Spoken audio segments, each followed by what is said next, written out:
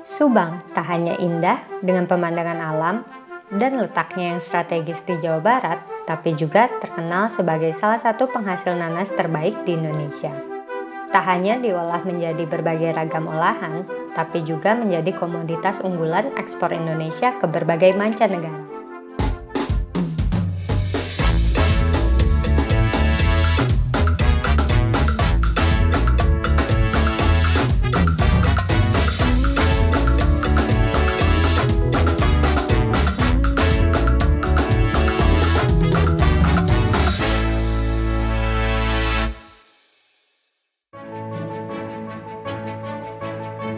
Salah satu petani nanas yang saya temui adalah Kang Agung.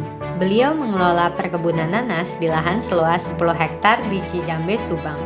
Sayangnya, hingga saat ini harga buah nanas belum berpihak pada petani. Untuk itu, ia membentuk mitra petani dan mengolah nanas menjadi produk minuman segar sebagai nilai tambah dari buah nanas. Halo, selamat siang Kang Agung. Siang lagi ngapain nih? Lagi beres-beres kebun. Beres-beres kebun, lagi ngapain lagi nanasnya? Ngecek buahnya, tanamannya, sama ada rumput-rumput yang liar itu yang dicabutin setiap hari. Gitu.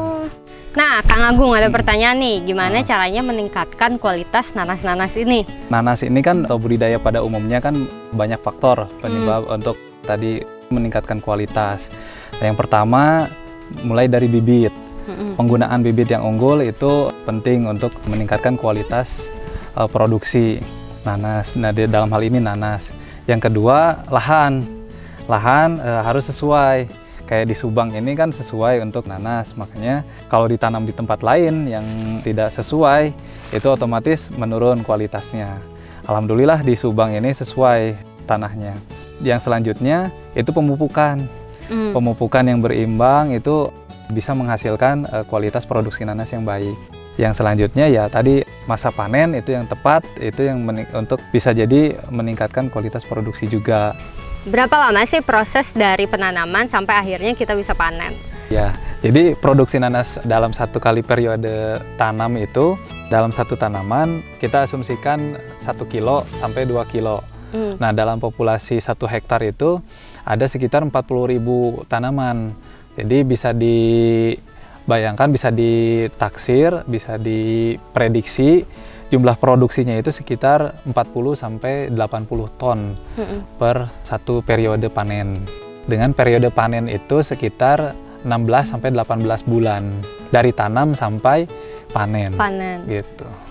Nah, tadi kan butuh 2 tahun nih untuk bisa panen. Nah, setelah panen itu berapa sih pendapatannya per tahun?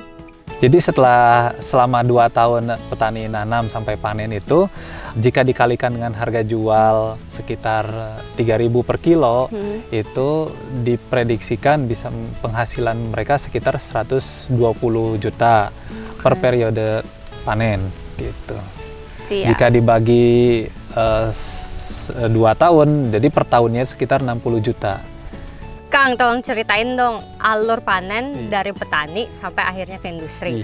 Iya, jadi dari petani itu, petani hanya tahunya biasanya menanam sampai panen ya. Nah, bagian panen itu biasanya dilakukan oleh kelompok tani, oleh pengepul, oleh pihak-pihak lain yang berkepentingan dengan pasar biasanya. Nah, contoh misalkan ini antara ini dengan ini kan kondisinya beda.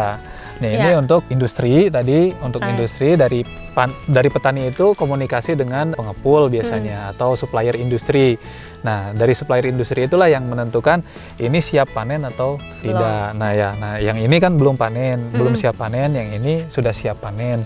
Nah, dari petani itu komunikasi ke pengepul, pengepul lah yang nanti akan mengumpulkan tenaga teknis panen untuk memanen, kemudian mengirimnya ke industri gitu. Jadi rantai alur panen ke industri, dari petani ke industri itu melalui pengepul biasanya di sini. Nah, ini ciri-ciri nanas yang udah matang sama yang belum matang. Ada yang ini yang belum matang. Ini belum matang. Warnanya masih hijau. Masih cenderung hitam, hijaunya belum muncul. Tapi kalau udah menjelang ke hijau itu udah mateng. Apalagi kalau ini nanasnya udah kuning gitu, ini udah bisa dimakan. Apalagi yang ini Ini yang super ini teh. Oh, ini super Dili- madu karena bulat pisan. Dilihatnya dari matanya ini bulatannya lebih besar daripada yang ini. Ini yang istilah terkenalnya populernya di Subang itu si madu. Si madu. Gitu. Kalau ini kurang Gitu. madu. Kurang madu. Ya, sebelum dikupas kita pastikan dulu mahkotanya lepas. Oke. Caranya diputar. Diputar. Ya. Langsung. Ah. Ya. Nah, Oke. ini, nah, Oke. Baru kita kupas mulai yang atas dikupas. Oke. Ini yang madu ya. Ya. Si madu ini lihat dari ciri-cirinya ini lebih berair. Ini ada kelihatan lebih berair kalau Iya, ada kelenjar-kelenjar. dibandingkan yang ini, maaf. Nah, kalau ini Kering. kering. Kalau yang ini basah dia. Oh. Gitu. Lanjut kupas yang ini ya. Oke, sip. Ini lebih basah dibandingkan yang lain.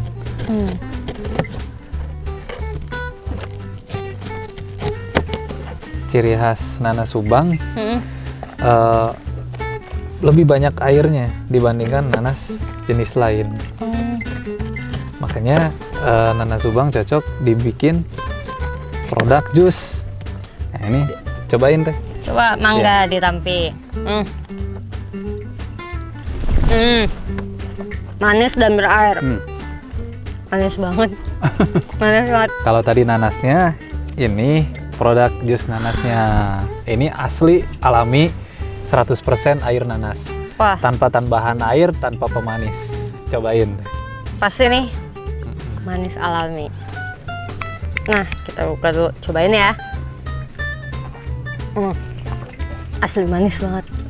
Ini nggak ada pemanis. Ada pemanis, nggak Wah. dikasih tambahan air. Murni Gimana? alami 100% air nanas. Enak sih.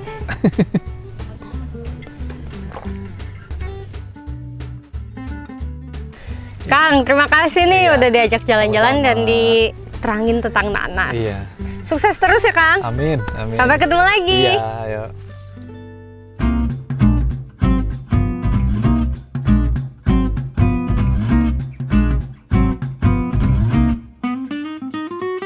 Tak hanya menghidupi masyarakat Subang, di tangan kreativitas Kang Alan, limbah daun nanas pun menjadi sehelai serat kain. Serat kain nanas menjadi produk ramah lingkungan yang memiliki potensi luar biasa sebagai bahan baku kria khususnya fashion.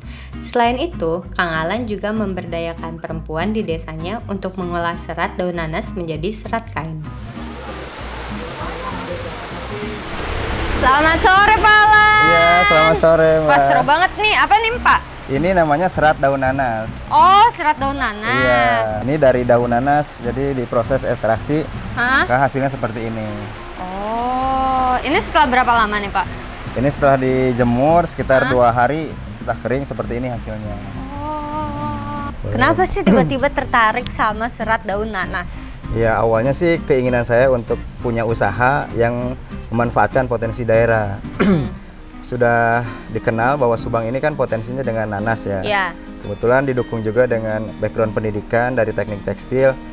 Nah, dari daun nanas ini ada serat alam yang bisa dimanfaatkan untuk bahan tekstil. Nah, di sini kan petani selama ini daunnya hanya dibuang begitu saja atau hanya sebagai pakan ternak. Ini kan belum memberikan nilai ekonomis yang lebih tinggi. Maka dari itu saya mencoba untuk mengolah daun nanas ini menjadi sesuatu yang lebih berarti, lebih bernilai ekonomis, lebih bermanfaat juga gitu. Berapa banyak sih sebenarnya daun nanas yang dibutuhin untuk setiap kali produksi? Ya, untuk saat ini kita punya 5 mesin dekortikator. Jadi rata-rata satu mesin ini 1 kintal. Jadi satu harinya kita butuh 5 kintal daun nanas. Oke. Jadi yang ideal adalah yang seperti apa nih Pak daunnya? Kita standarkan panjangnya minimal 60 cm untuk standar serat daun nanas. Kemudian tidak patah, tidak kering, tidak layu juga, dan tidak busuk. Jadi yang segar. Yang seger banget. Pak, ini kan ada 2 ikat nih, beda banget. Yang ini masih kasar, yang ini tuh udah lembut banget. Boleh ceritain nggak Pak? Ini tuh apa sebenarnya? Oh iya, ini sebenarnya hasil dari proses penghalusan yang ini. Jadi ini kan Oke. baru kering banget nih, baru kering dari penjemuran. Nah, ini kan masih ada sisa daging daun, ada resapan air yang di dalamnya. Jadi ini perlu dihaluskan lagi. Makanya ini masuk satu tahap lagi penghalusan dan hasilnya seperti ini. Jadi lebih putih dan lebih halus. Lebih putih dan lebih halus. Ini tuh halus banget. Nah, setelah udah jadi gini nih Pak, diapain nih? Nah, memang ini kan awalnya saya dari 2013 sampai 2018 ini hanya menjual seperti ini. Hanya bahan baku setengah jadi. Nah, mulailah banyak permintaan produk akhirnya dari serat daun nanas ini bisa jadikan apa. Karena kembali lagi ke basic saya sebagai lulusan teknik tekstil, ya yang konsentrasinya membuat benang, membuat kain. Nah, mulai dari situ saya mencoba untuk membuat kain dari serat daun nanas. Mungkin memang terdengar sedikit bisa nggak ya, atau sedikit dipertanyakan atau diragukan bisa tidaknya, tapi kita buktikan bahwa dari serat daun nanas ini bisa menjadi kain serat daun nanas.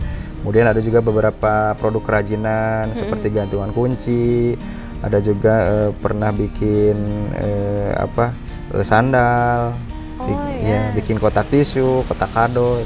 Jadi sebenarnya untuk produk turunannya, produk atau diversifikasi produknya ini tergantung kreativitas orangnya lagi gitu. Semakin kreativitas orangnya, semakin kreatif, Semakin bisa jadi macam-macam. Iya, semakin banyak juga produk yang dihasilkan dari serat daun nanas ini. Oke. Gitu. Berarti sama Bapak ditenun lagi? Untuk saat ini kita ditenun, ada proses pemintalan dulu jadi benang. Setelah jadi benang baru kita tenun jadi kain. Gitu.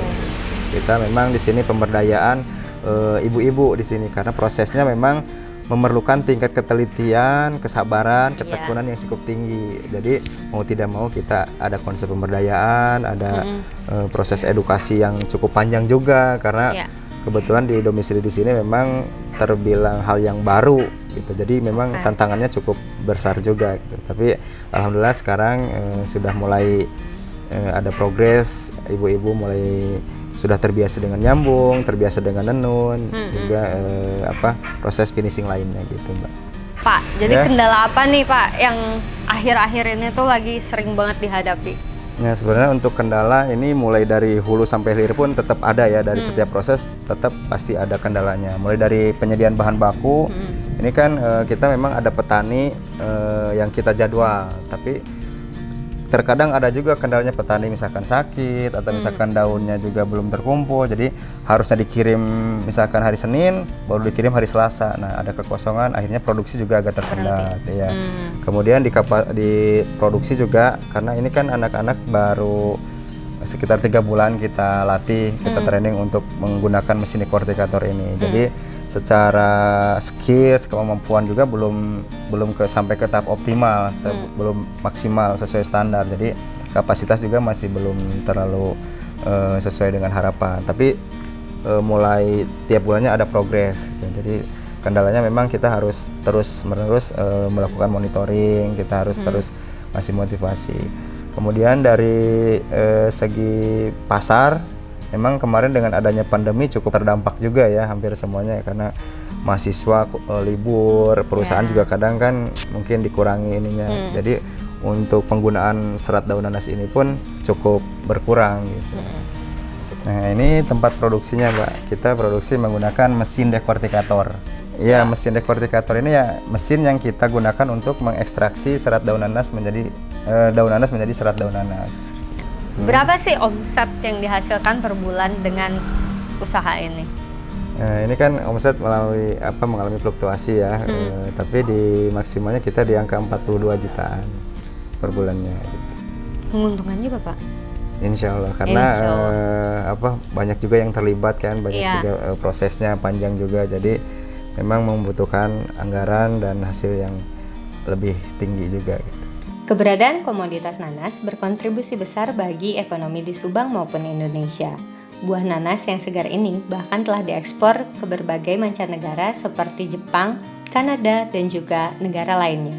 Dengan potensi yang luar biasa ini, tentu saja meningkatkan kualitas nanas dan olahannya menjadi peluang besar bagi petani, pelaku UMKM, maupun eksportir untuk terus bekerja sama meningkatkan produktivitas buah unggulan Indonesia. Saya Kistas Nukman, sampai jumpa di Soko Guru Explore selanjutnya.